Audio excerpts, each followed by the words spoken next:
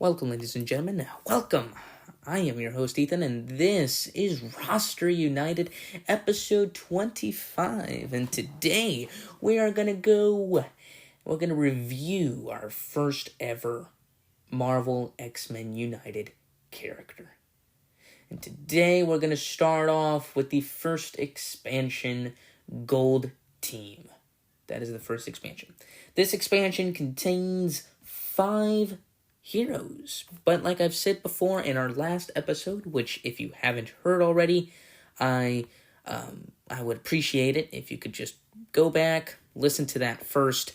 It'll just give you an overview about X-Men United. You know, what are we looking forward to, and as well as some of the new plans for Roster United for us in the future. But if you already have listened to that, I want to say first off, thank you, and also hope you enjoy this episode today. So, our first episode in reviewing our character, we're going to review Rouge. Rouge, yes. She is, of course, an X-Men character. I don't really know a whole lot about X-Men characters, really, because there's a lot of them. Like, a lot of them. But I don't, I've never just, I don't know, I just never really got into X-Men. Obviously, I know my original guys. I know Beast. I know Wolverine, Professor X. I know her. I know all them. I know, Jean Grey and Storm and Raven. I know all those. But I don't know all of them. Now, obviously, I'm not going to go through what their backstory is. That would be cool, but I just don't know their backstory. And I've never read a lot of their comics as well, so I don't really know who Rouge is. But I will tell you how she is in the game. Rouge has 4 hits, 4 heroics, and 3 moves. Overall, some pretty bad counts. I mean, other than the hits and the heroics, just right out of the gate, 4 and 4, that is the average, so that will be in the yellow category. But the moves, only 3, that's not really that good. So that's in the red category. I'm so sorry, Rouge. You're not really a move character. Nor do you have that many hits or even heroics to keep you lasting. But she does have a special ability. She actually has 4 of the same special ability called Power Absorption. Power Absorption, and this is what it does. It says here, use the action symbol at the bottom of another hero's face-up card in the storyline. At the end of your turn, turn that card face down. So basically, you can use this action, and instead of using the symbols of the bottom of the last character's card, you can choose another symbol at the bottom of the another character's card in the other storyline. So instead of using the last card to help you out with the symbols with this power, you can choose another card in the past, and that is in the storyline, and you can use those symbols. So that's really nice. As we know, sometimes we can't really play off two symbols, right? So we're stuck with, well, not that much, really, right? There could be a move, there could be a hit, there could be a heroic that the last character could play, which is not bad. Obviously, you can do some stuff with that, but it's not 2 symbols. It's not a wild. So what you could do, if you wanted to, play this card, and if the double wilds are out there in the storyline, choose that card. Choose that card, and then you can basically have those 2 wilds with the symbols in your card. Really nice, You just got to be careful in what card you're going to use. Look at the circumstances. Look at if the villain is pressured.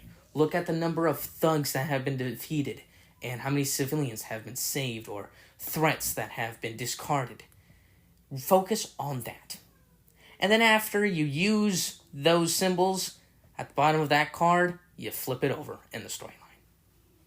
Not really that bad. A pretty good power. Obviously, a power I wouldn't really necessarily use in the beginning of the game, unless if it's a double wilds or something you need immediately. But you do have 4 cards with that power, so I guess there is some flexibility in using it, but I would prefer to wait and use it at the right time. Because you're also flipping it over, you're putting that card face down, and just so you know, in X-Men United, there are some characters that need to have a certain card face up. Or they need some certain cards that need to be face down. So not only can you use the symbols from another card, but also you can help them out if they need that card, they need their special card face down in order so they can play another special card in their hand. Yes, it might seem a little confusing, but trust me, once we go through these characters, you start seeing that sometimes they need some cards face up or face down. And in this case, Rogue can take a card and put them face down that is already in the storyline.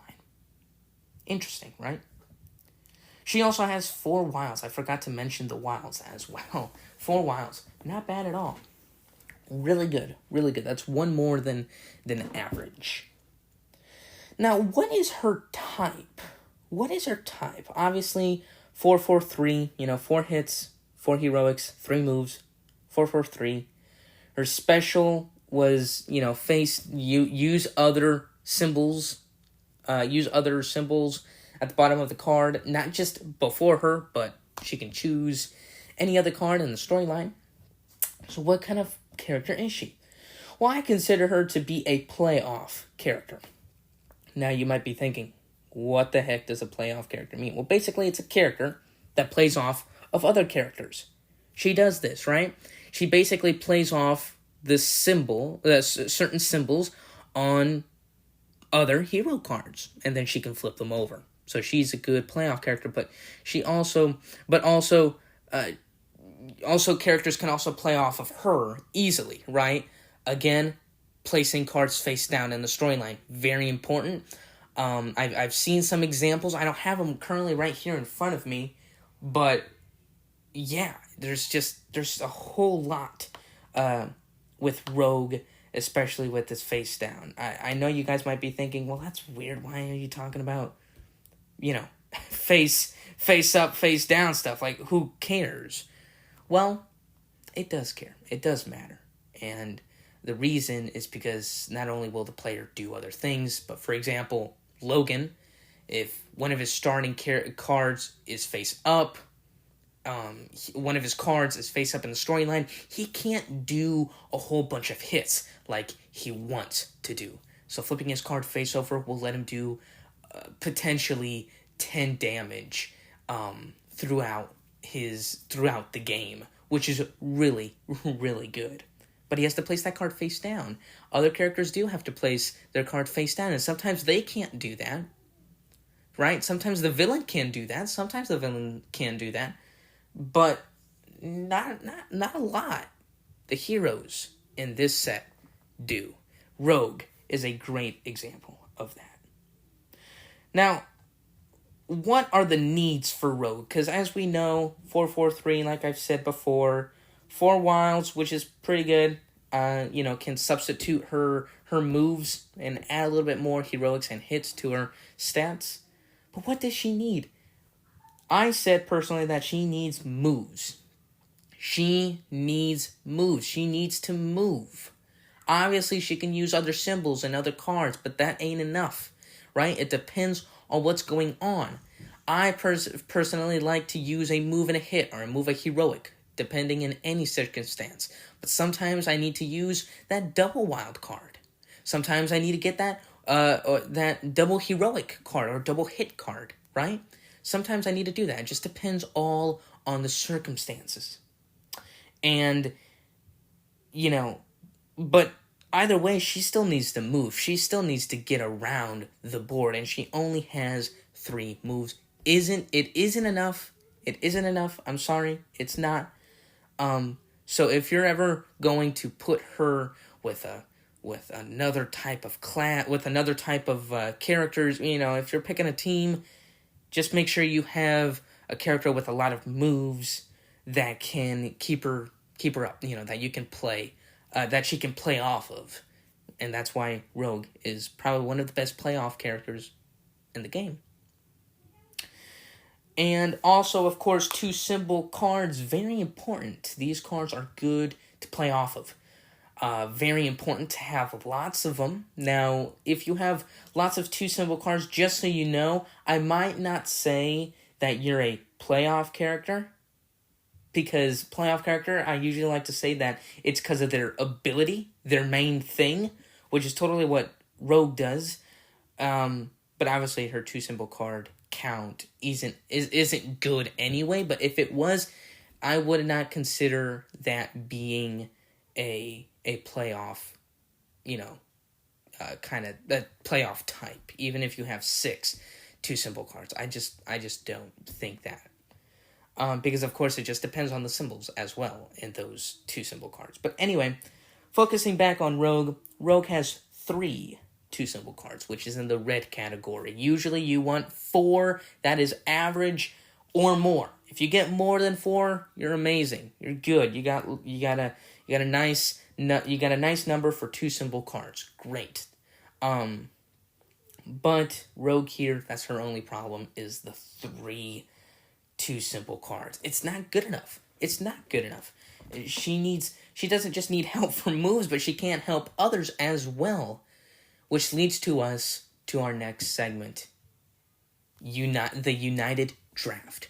In United Draft, we talk about the Blue Team, Gold Team expansion. And we talk about the 2v2 and the 3v3 challenge. I almost lost the word there. Challenge. And we're gonna do this with every character in every episode, but we're gonna start off obviously with Rogue. Now we've talked about Rogue, playoff character. Likes to use. She doesn't give others lots of symbols, but she can use other people's symbols whenever she needs to. Her stats aren't as big, aren't as good as they should be. They could use a little help there. She needs moves. Again, not really a good team player at all. So is she good in the 2v2 place? I say no, ladies and gentlemen. I say Rogue is not a good 2v2 kind of character. I believe Rogue just isn't. Obviously, she can use that card to select different symbols at the bottom of the card. Not just the last one, but another one in the storyline. If she does that in a 2v2, I guess you can say it's good. You can reuse some of the other cards that your teammate has, or but I feel like it's more, you have more options with a 3-player game. Because in a 2-player game, Rogue won't support the other character. The other character has to have some moves with Rogue. The other character has to have some hits, has to have some heroics. Honestly, whoever wants to team up with Rogue in a 2-player game has to have better symbols, better stats than her. Period. More 2 symbol cards, more heroics, more moves, more hits. The other character has to be a lot better than Rogue. And that's the problem, is finding that perfect character. That perfect character that is with Rogue. You can find that perfect character, right? But sometimes you want to play the game. Sometimes you want to pick somebody random. But with Rogue, I wouldn't pick her in a 2 versus 2. Now, if you're playing against her, or if you're playing with her, In a 3 versus 3, that is fantastic, because now you can get a move kind of character, but you can also get a hit and a heroic kind of character. You can split those different types of characters, split them up through the trio. Is that what they call them? Trio? Something like that? A trio? I think it's a trio. It's basically a squad of 3 people. And I think Rogue is just perfect with a 3-player. Again, more options in choosing which card she wants to flip face down, as well as not just flipping it face down, but also using those symbols. She can have some more options, which is urgent for her. That's her whole style of play. If she can't do that, or there's not really enough good options out there, Rogue is really going to be useless. Because, again, that's her whole kind of strategy. So, yeah, 3v3, I think Rogue is perfect for a 3v3 match. Now, what about if you're going against Rogue? Well, you got to be careful. You gotta be careful, because it also affects what you're going to play, what your team is going to play. Because Rogue One won't just go and choose a character. You won't choose a character in her team and which card she wants to use those symbols. No. If I read correctly, it says perfectly clear that Rogue chooses a hero, right? Not a certain hero. Another hero's face-up card in the storyline. And as long as I'm reading it correctly, I think she can use any hero, and not just in her team, but in the other team, right? So you got to be careful in what you're playing, but obviously you got to win. You got to go. You got to go hard. You got to be aggressive, but not too aggressive, because then Rogue can come by and just steal your stuff and steal your symbols and use it in her advantage, and then flipping your card face down as well. Flipping your card face down, that's really hard. As we know, there is some characters out there that say if this card is face up in the storyline, you can draw a card if you have less than 3 in your hand at the beginning of your turn. Rogue can simply flip that card over, and it won't be effective unless if you have another hero that flips the cards face up. Then there you go. But obviously, man, I mean, there's just so many benefits in having Rogue. But also there's a lot of disadvantages as well. So again, 3v3 is perfect. Not just for Rogue, using more options in choosing which symbols, which cards, but also flipping them down. Taking away effects and abilities of other characters in the other team, helping her and her team closer to victory. Overall, I think Rogue is a pretty solid character. Actually, I lied. I think she's an okay character. I honestly, if we're gonna rate her out of 5, I would say like a 3, maybe a 2.5, because her symbols her symbol count is okay. Her 2 symbol cards are terrible. 3, that's not good. Out of a 12 player deck, only 3 of them are 2 symbols. That's not enough. I'm sorry, that's not. And what she needs is very important, is to move around the board. Imagine if you can't do that, right? I mean, you're stuck. You can't do anything. So you have to you feel obligated to get a character that can move, and she can play off of his or her moves.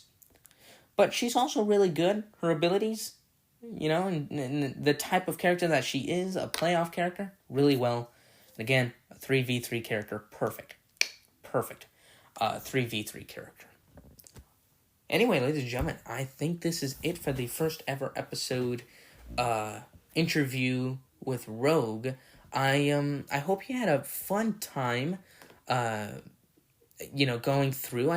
As you could tell, we spent what we usually spent on time, 20 minutes for 3 characters. Instead of that, let's do 20 minutes for 1 character. It's fun and it's fine, it's great And plus, I get to talk a little bit more about that character and truly meditate more about her ability, so on and so forth. Anyway, ladies and gentlemen, mark this in your calendar. The first day of the X-Men United, interviews with the characters. Tomorrow, we will be releasing another episode talking about another character. Now, I'm hoping that in the next few, the next few weeks, perhaps, until we review every character, I can review at least 2 to 3 characters per week. But obviously that can change. Something can happen. Maybe I only do 1. Maybe I do none. But the goal is at least 2 characters per week. 2 characters. Oh. Anyway, ladies and gentlemen, I hope you have a fun day. I hope you have a great day. And I hope you enjoyed listening to this episode talking about Rouge. Now, just a sneak peek here. The next character we're going to talk about is Gambit from the same expansion, the Blue Team. Anyway, ladies and gentlemen, hope you have a great day. I'm your host, Ethan, and this is Roster United.